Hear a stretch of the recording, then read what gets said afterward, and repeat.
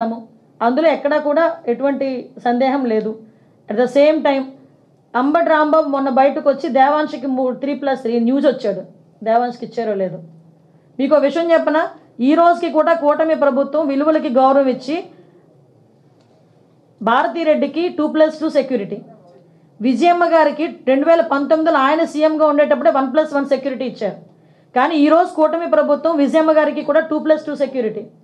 ఇంకొక విషయం, ఇవన్నీ కూడా కూటమి ప్రభుత్వం ఇచ్చినవి. ఒకసారి సెక్యూరిటీ విషయంలో కూటమి ప్రభుత్వం ఏ రకంగా చేస్తుంది, ప్రతిపక్షాల వాళ్ళకి ఎలా గౌరవిస్తుంది అన్నది మీరు ఇక్కడ గుర్తుపెట్టుకోవాలి.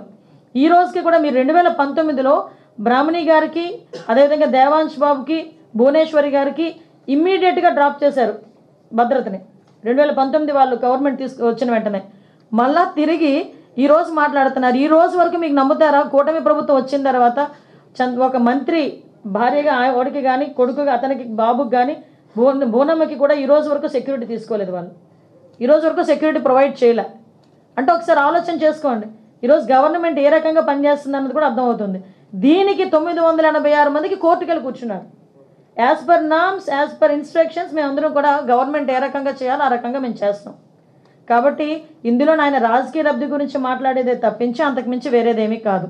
986 మందిని పెట్టుకొని ప్రజల్ని భయభ్రాంతులు చేశాడు తప్పించి ఆయన మీద ఏ కక్ష ఉందో, మరి ఆయన మీద ఎవరికి ఏ కక్ష ఉందో అయితే నాకైతే అర్థం కావట్లే.